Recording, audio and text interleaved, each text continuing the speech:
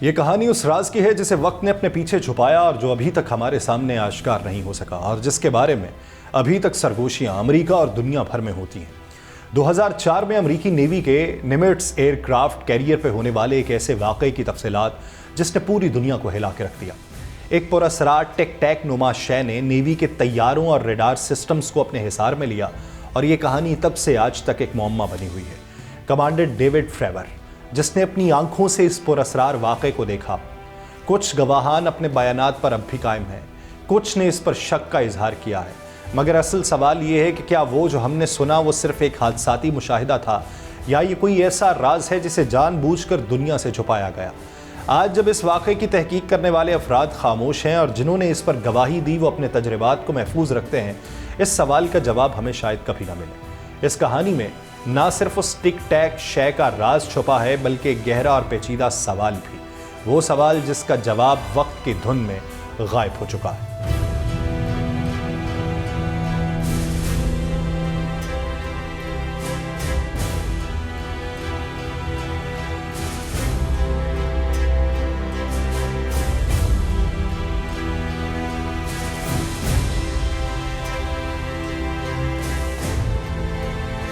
नाज़रीन, 5 नेवी के लोग बैठे थे, आपस में हंसी मजाक हो रहा था, पर उनकी आंखों में गहरी बात छुपी हुई थी। ये सिर्फ एक साथ काम करने वाले लोग नहीं थे, ये उनकी वो यादाश्तें नहीं थी जो एक दूसरे के साथ गुजारी, ये कुछ और था, कुछ ऐसा जो वो कभी भुला ना सके। गैरी, जेसन, पीजे, रायन और केविन, पांचों ने एक ऐसा मंजर देखा था जो ना उन्होंने पहले कभी देखा, ना सुना था, ना बाद में कभी देख पाए। साल था 2004 का। जनूबी कैलिफोर्निया के साहिल से तकरीबन 100 मील दूर समंदर के बीच अमरीकी बहरिया की मशक चल रही थी। तभी आसमान पर एक अजीब चीज नजर आई, सफेद चमकदार टिक टैक की शक्ल जैसी। ना शोर, ना आवाज, बस एक तेज रफ्तार हरकत। यह सब कुछ इतना अलग था कि साइंस भी जवाब नहीं दे सकी और नेवी ने इसे नामालूम हवाई चीज कहा। लेकिन कहानी यहीं खत्म नहीं होती। नवंबर 2004 का जब आगाज था, यूएसएस प्रिंसटन, जो एक मिसाइल बरदार जंगी बहरी जहाज है, समंदर में मामूल की मशक के लिए था। गैरी जो है वो उसके लिए आखिरी समुद्री वो सफ़र था। वो 6 साल नेवी में गुजार चुका था और 2 जंगी मिशन मुकम्मल कर चुका था। अब उसकी वापसी का वक्त था। उस सफ़र के दौरान गैरी ने अपने साथियों से सुना कि रेडार पे कुछ अजीब सी निशानियां आ रही हैं, जैसे कोई भटकी हुई परछाइयां हों या बेरब्त धुंध हो। गैरी, जो जहाज के जदीद तरीन AEGIS और कोऑपरेटिव एंगेजमेंट सिस्टम का माहिर था, वो फौरन चौकन्ना हुआ क्योंकि ये रेडार का एक नया वर्जन था। लिखा आ रहा था AN स्पाई 1B और उसे शुबा था कि शायद ये सिस्टम खराब हो रहा है। उसने पूरा सिस्टम बंद किया और दोबारा रीसेट किया, लेकिन नतीजा उसके अंदाजे से उलट निकला। अब वो जो निशानियां थी वो और भी साफ हो गई। कभी वो चीजें 80,000 फीट बुलंदी पर होती थी, कभी 30,000 फीट, और उनकी रफ्तार थी सिर्फ 100 नॉट। सबसे हैरत अंगेज बात, ना उनका कोई शनाख्ती सिग्नल था, ना कोई आवाज थी, ना ही किसी जानी पहचानी चीज से मुशाबहत। वो हर मुमकिना निशानदही के निज़ाम से आज़ाद थी। गैरी के अल्फाज में ये 100% रीड है, मतलब मुकम्मल तौर पे पढ़ी जा सकती है लेकिन मुकम्मल तौर पे अनजान। यूएसएस प्रिंसटन के अंदर मौजूद एक कमरे में, जिसे कॉम्बैट इंफॉर्मेशन सेंटर कहते हैं, वहां सीनियर चीफ केविन डे अपनी कुर्सी के ऊपर मौजूद था। उसकी जिम्मेदारी बहुत आम थी, हमले के खदशे से पहले फजा को महफूज रखना और हर उड़ती हुई चीज की शनाख्त करना। लेकिन 10 नवंबर 2004 के करीब सैन डिएगो के साहिल से 100 मील दूर कुछ ऐसा होने लगा जो मामूल से बिल्कुल हटके था। केविन ने रेडार पे अजीबोगरीब निशान देखे। वो ना सिर्फ एक ऐसी परछाई थे बल्कि एक ही वक्त में 5 से 10 गिरोहों के अंदर भी आ रहे थे। वो एक या दो नहीं थे, वो भी बहुत करीब करीब थे। बुलंदी थी उनकी 28,000 फीट, रफ्तार थी सिर्फ 100 नॉट और वह जनूब की समत सफर कर रहे थे। ये ना मिसाइल लग रहे थे, ना किसी दुश्मन के जहाज और ना ही किसी मशक का हिस्सा। उनमें कोई सिग्नल नहीं था, कोई आइडेंटिफिकेशन नहीं थी, फिर भी वो वाज़े तौर पे कुछ थे। दूसरी जानिब उसी ही वक्त के दौरान यूएसएस प्रिंसटन पे मौजूद रायन वेगल्ट, जो एक हेलीकॉप्टर सी हॉक का ताकतवर इंजन संभालता था, वो माहौल को याद करते हुए कहता है कि जहाज पर सब कुछ पुरसुकून था। यानी इसमें एक बात काबिल गौर है कि अगर ये एक ही जहाज के ऊपर 5 लोग मौजूद जो थे, उनकी कहानी होती तो शायद दुनिया इसे इतना संजीदा ना लेती। लेकिन ये उसी वक्त में एक और जहाज के ऊपर भी हुआ। जहाज, वो बताता है कि पुरसुकून था, लेकिन एक अनजानी सनसनी हर तरफ फैली हुई थी, जैसे कुछ आने वाला हो, ऐसा कुछ जो हम समझ नहीं पा रहे हो। जैसे जैसे वक्त गुजरता गया, यूएसएस प्रिंसटन पर मौजूद अमले को एहसास होने लगा कि वो किसी गैर मामूली सूरत हाल का सामना कर रहे हैं। रायन कहता है कि सीनियर चीफ डे का नाम हर 2 मिनट बाद वायरलेस पे पुकारा जा रहा था, बगैर किसी मुबालगे के। वो मजीद कहते हैं कि जैसे कुछ बहुत बड़ा हकीकी वाकया रूनमा हो रहा हो, लेकिन उसे समझ नहीं आ रहा था कि असल में हो क्या रहा है। उधर गैरी जो है, उसने उस मौके से फ़ायदा उठाते हुए शिप के जदीद ट्रैकिंग सिस्टम की मदद से उस नामालूम चीज़ों को खुद देखने की कोशिश की। जब वो चीज़ें रेडार पे आती तो वो कहता है कि मैं फ़ौरन उनकी समत मालूम करता और तेज़ी से ब्रिज पे जाके ताकतवर दूरबीन से देखने लगता। दिन की रोशनी में वो उनकी सही शक्ल तो नहीं देख सका, लेकिन दूर कहीं कोई चीज़ गैर मामूली अंदाज में हरकत करती साफ नज़र आ रही थी। लेकिन ये सब कुछ दूर था, इतना दूर कि हत्ता के जदीद तरीन दूरबीनें भी वाज़े तस्वीर देने से कासिर थे। लिहाजा डे और गैरी और बाकी अमला सिर्फ वायरलेस पे जारी लाइव बातचीत सुन सकते थे। उसी दौरान जब नेवी के 2 लड़ाका तैयारों ने इन अजीब चीज़ों का पीछा किया तो वो भी बेबस हो गए। ये उड़ती चीज़, जिसे आम जुबान में टिक टैक कहा गया, ना सिर्फ रफ्तार में बहुत आगे थी, बल्कि उसकी परवाज़ का अंदाज, रफ्तार और इंजन की ताकत ऐसी थी जो मौजूदा इंसानी टेक्नोलॉजी से कहीं बढ़ के लग रही थी। बिल आखिर जब कमांडर फ्रेवर और उसका विंगमैन वापस पहुंचे तो एक और FA-18 तैयारे ने परवाज़ की। उसी परवाज़ में लेफ्टिनेंट जो थे, उसने जदीद टारगेटिंग पॉड एट फ्लायर की मदद से पहली बार उस उड़ती हुई शय की वीडियो रिकॉर्ड की, जिसे बाद में एनोमलस एरियल व्हीकल यानी AAV यानी गैर मामूली फ़ज़ाई शय करार दिया गया। तकरीबन 13 साल तक अमरीकी नेवी की UFO के हाथों में होने वाली हैरान कुन बेबसी और हजीमत की कहानी अवाम के इल्म में नहीं आ सकी। 2017 में एक वीडियो क्लिप ने सब कुछ बदल दिया, जब टू द स्टार्स अकेडमी, जो कि ब्लिंक 182 के साबिक गुलकार टॉम डी लॉन्ग की बनाई गई एक UFO रिसर्च तंजीम है, और द न्यूयॉर्क टाइम्स ने उस वीडियो का 1 मिनट 16 सेकंड्स का हिस्सा जारी किया, तो पूरी दुनिया को पहली बार निमिट्स इनकाउंटर्स के बारे में पता चला। मगर उस वीडियो के बाद जो सबसे अहम बात कहीं बयान नहीं की गई, वो ये है कि USS निमिट्स के आम नेवी एहलकार उस वाक़े के बाद क्या कुछ देख चुके थे, और उनकी गवाहियां मजीद सवालात और तनाज़ात को जन्म देती हैं। USS प्रिंसटन पर जो लोग तैनात थे वो जानते थे कि 3rd ऑफिसर ने कुछ गैर मामूली तौर पे देखा है, लेकिन असल बात उनके इल्म में नहीं थी। एक दिन वो सामान सप्लाई करते हुए सिग्नल एक्सप्लॉयटेशन रूम में गए, और ये वो लम्हा था जब वो अनजाने में उस UFO वाक़े के बराह रास्त गवाह बने।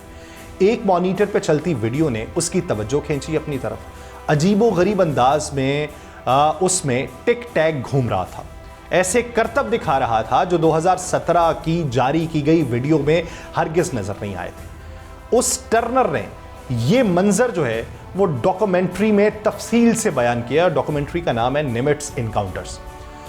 उसी तरह एक और वाकया रायन के साथ पेश आया था। वो किसी काम के सिलसिले में कॉम्बैट इंफॉर्मेशन सेंटर पहुंचा था, और वहां उसने FA-18 तैयारे को टिक टैक का पीछा करते मॉनिटर पे चलती वीडियो में देखा। और रायन के मुताबिक ये वीडियो 2017 की मुख्तसर क्लिप से कहीं ज्यादा तवील थी। वो कहते हैं मैं वहां काफी देर तक रहा, और ये वीडियो इस दौरान मुसलसल चल रही थी। और उसने एक YouTube इंटरव्यू के अंदर भी बताया, उसने पॉपुलर मैकेनिक्स जो है उसको ये बताया है कि एक और वाज़े और लंबी वीडियो मैंने देखी जो शिप के टॉप सीक्रेट नेटवर्क के ऊपर दस्तयाब थी, और मैंने तकरीबन 8 से 10 मिनट लंबी वीडियो देखी, और वो बहुत ज़्यादा साफ थी। वो कहता है कि जब उससे पूछा गया कि क्या वो चीज़ किसी आम तैयारे जैसी थी, तो उसने हंसते हुए कहा नहीं, वीडियो में साफ नज़र आ रहा था कि पायलट उसे काबू में नहीं ला पा रहा। वो चीज़ बार बार तेज़ रफ्तार से जाविया बदलकर सीधे जावियों पर मुड़ रही थी।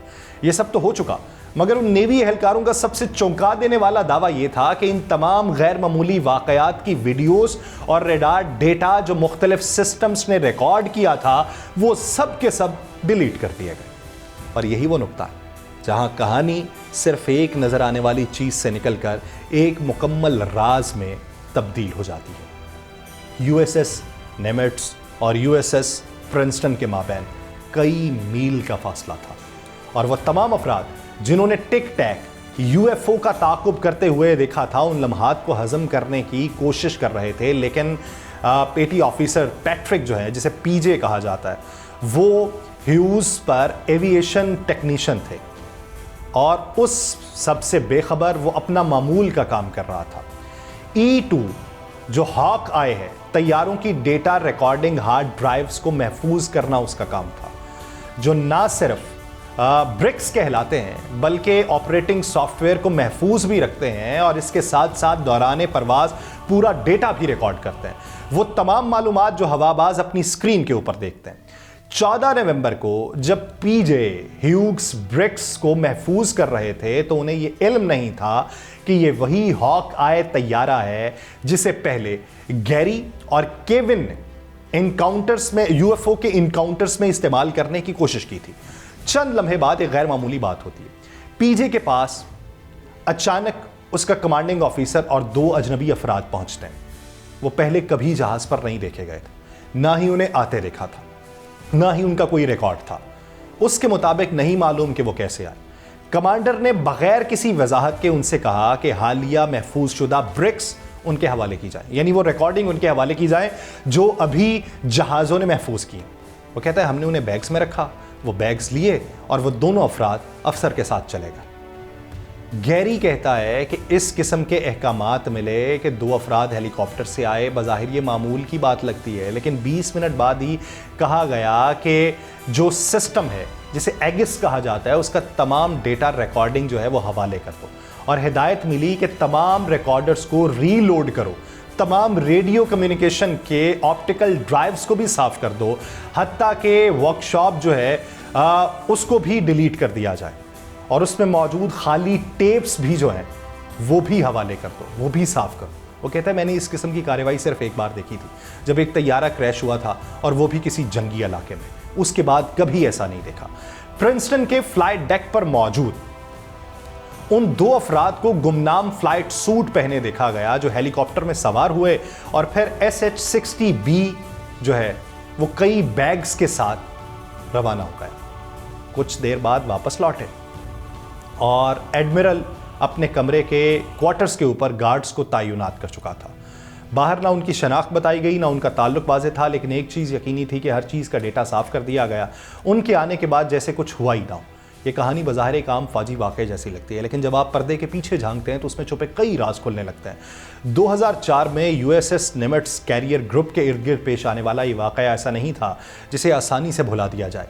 ये एक ऐसी पहेली थी जिसके हर टुकड़े के साथ नया सवाल जन्म लेता है। पीजे जिसे नेविगेशन सिर्फ अपना मामूल का काम लगता था, जब उसे अचानक ऐसी हार्ड ड्राइव हवाले करने का हुक्म मिला जो एक इंतहाई खुफिया मिशन से आई हुई थी, वो 2 अजनबी अफराद जो कमांडिंग ऑफिसर के साथ आए, ना पहले कभी देखे गए, ना किसी को मालूम था। ये वाकया सिर्फ उसी के साथ नहीं हुआ, वो हर्स को भी अपने सिस्टम्स की तमाम हसास मालूमात हत्ता के खाली टेप्स तक मिटाने का हुक्म दे चुके थे। ये अपने साथ बैग लाए थे और एडमिरल क्वार्टर्स में बंद होते इन्हें बहुत से लोगों ने देखा, जबकि उन सब का दावा है कि कुछ खास लोग आए, सब कुछ ले गए। कमांडर डेविड जो उस वाक़े का सबसे मशहूर ऐनी शाहिद माना जाता है, इस बयानी से मुख्तलिफ बात करता है। उसके मुताबिक टिक टैक वीडियो शायद गलती से रिकॉर्ड हो गई हो या फिर किसी ने लाइलमी में उसे मिटा दिया हो। वो कहता है कि अगर कोई बाज़ाब्ता इंक्वायरी हुई होती तो वो ज़रूर उसका हिस्सा बनता, क्योंकि वो टॉप 20 में से एक आला ऑफिसर था। उसके बकौल ना कोई सूट में लोग आए, ना ही किसी ने NDA साइन किया, मगर दूसरी तरफ उसके साथी कहते हैं कि उसके दोस्त ने जो 2 हॉक आए है उसका एयर क्रू था, NDA के ऊपर दस्तखत किए। अब चूंकि ये हॉक आए स्क्वाड्रन 117 का हिस्सा था, ना कि फ्रेवर के कमांडर वाले स्क्वाड्रन का, तो मुमकिन है कि उनका कमांडर अलग से कार्रवाई कर रहा हो जिसका फ्रेवर को इल्म ना हो। लेकिन पॉपुलर मैकेनिक्स की तहकीकात के दौरान एक नया गुमनाम गवाह भी सामने आया जो उस वक्त USS प्रिंसटन पर ऑपरेशन स्पेशलिस्ट था। उसके मुताबिक वाकई 2 फाइटर जेट्स को स्क्रैम्बल किया गया और जब ब्लैक हॉक हेलीकॉप्टर आया और तमाम खुफिया मालूमात ले गया तो हर शख्स खामोश हुआ, किसी ने कुछ ना पूछा, बस ये समझा कि जो हुआ वो बहुत बुरा था। साबिक टॉप गन इंस्ट्रक्टर गाय स्नॉडग्रास जो फ्रेवर के साथ उस मिशन पे था, उसने दूसरे पायलट की काबिलियत पर एतमाद जाहिर किया और कहा कि वो गैर मामूली चीज़ों की दुरुस्त शनाख्त करने की मुकम्मल सलाहियत रखता था। ये वो पायलट है जिसने कभी मीडिया से बात नहीं की। तो सवाल ये कि क्या वाकई ये सब एक हादसाती वीडियो डिलीट था या फिर कुछ ऐसा देखा गया जो दुनिया को नहीं दिखाया जा सकता। ऐसे लोग जो फ़ौरन आते हैं, सब कुछ समेटते हैं, गायब हो जाते हैं, क्या वो महज सिक्योरिटी के लोग थे या किसी बड़े राज का हिस्सा? ये वाकया आज भी UFO की दुनिया में सबसे ज़्यादा पुरअसरार और ज़ेर बहस वाकयात में शुमार होता है। हकीकत क्या है शायद वही जानता है जिसने सच छुपाया। ये कहानी सिर्फ टिक टैक नुमा पुरअसरार शय की नहीं, बल्कि उन खामोश गवाहों की है जिन्होंने बरसों तक सच अपने दिल में दफन किए रखा, और उन आला ओहदेदारों की भी जिन्होंने शायद जानबूझकर इत्तफाकन इस सच को गुम होने दिया। कमांडर डेविड, जिसने इस चीज़ को अपनी आंखों से देखा, वो कहता है कि जो वीडियो सबूत उस वाक़े के थे वो पुरअसरार तौर पे गायब हुए। फ्रेवर का ख्याल है कि शायद ये टेप्स गलती से दोबारा इस्तेमाल कर ली गई, बस एक आम सा इंसानी भूल चूक। मगर सवाल अब भी है, अगर ये इतनी आम बात थी तो फिर इतने बरसों बाद भी क्यों इतनी चुपता रही है? क्यों ना वो जिन्होंने देखा खुलकर बात करते, और जो बात कर रहे हैं उनकी सच्चाई पर खुद फ्रेवर शक क्यों कर रहा है? जहां फ्रेवर का मौक़िफ़ साफ और मोहतात है, वहीं दीगर बहरी एहलकारों की कहानियां उससे ज़रा मुख्तलिफ रुख दिखाती हैं। कुछ ने हेलीकॉप्टर्स को खुफिया कमरों से डेटा ले जाते देखा, जो हेलीकॉप्टर्स पे लोग आए थे। कुछ ने नावाकिफ़ अफराद को जहाज़ पे देखा, जिनके बारे में बाद में पता चला कि शायद वो UFO के वाक़े से मुतल्लिक थे। मगर फ्रेवर कहता है कि ना कोई सूट वाला आया, ना किसी ने NDA पे दस्तखत कराया। ये तजाद बज़ाहिर सिर्फ यादाश्त का फ़र्क लगता है, मगर जब आप ऐसी हसास नौइयत के वाक़यात से जुड़े हों तो हर तफसील अहम होती है। एलो, जो खुद उस वक्त निमिट्स पर मौजूद था, वो तस्लीम करता है कि टेप्स अक्सर गलती से दोबारा इस्तेमाल हो जाती थी। वो फ्रेवर की तशरीह को माकूल समझता है, लेकिन वो ये भी मानता है कि बहुत से लोग उस हसास मवाद तक रसाई रखते थे, यानी दानिस्ता तौर पे टेप्स का गायब होना भी खारिज से इम्कान नहीं। फिर आते हैं उन सेलर्स की कहानियाँ, जिन्होंने बरसों खामोशी इख्तियार की सिर्फ इसलिए कि उनकी सिक्योरिटी क्लियरेंस खतरे में न पड़े। जब एक सेलर गवाह ने इंकशाफ किया कि एक ब्लैक हॉक हेलीकॉप्टर आकर खुफिया डेटा ले गया, तो ये बात नए सवालात को जन्म देती है कि अगर सब कुछ मामूल के मुताबिक था तो इस कदर खुफिया कार्रवाई क्यों? लुइस एलिस विंडो, जो अमरीकी दिफाई इदारे में UFO तहकीकात से वाबस्ता रहे, अब कोई तबसरा करने को वो भी तैयार नहीं। वो बस इतना कहता है कि मुकम्मल तहकीकात हुई थी, मगर नताइज हुकूमत के पास है। इसके अलावा निक कुक, जो खुफिया एयरक्राफ्ट टेक्नोलॉजी पे बरसों तहकीक करता रहा, वो ये कहता है कि बहुत कम इम्कान है कि ये वाक़या किसी खुफिया फौजी तजर्बे का हिस्सा हो। उसके मुताबिक अगर ये कोई अपना तजर्बा होता तो इसका तरीक़ाकार बिल्कुल मुख्तलिफ होता, और अगर ये कोई क्लासिफाइड ड्रोन था तो इस सतह की परवाज़, रफ्तार और हरकत आज भी किसी मारूफ टेक्नोलॉजी से मेल नहीं खाती। तो सवाल वही है कि क्या ये वाकई कोई गैर ज़मीनी शय थी या फिर कोई ऐसा तजर्बा जिसका हमें हिस्सा नहीं बनना था? जो लोग खामोश रहे वो आज भी उस खामोशी को निभा रहे हैं, शायद किसी हल्फ की वजह से, या शायद इसलिए कि वो जानते हैं कि कभी कभी सच का सबसे बड़ा दुश्मन सिर्फ एक खाली टेप होती है। क्या आप चाहते हैं कि वो कभी मंजर आम पे आए? तो खोज लगाई रखिए, शायद कभी ये बात मंजर आम पे आ जाए, शायद मुस्तकबिल करीब नहीं। मुझे दीजिए इजाज़त, अल्लाह निगहबान।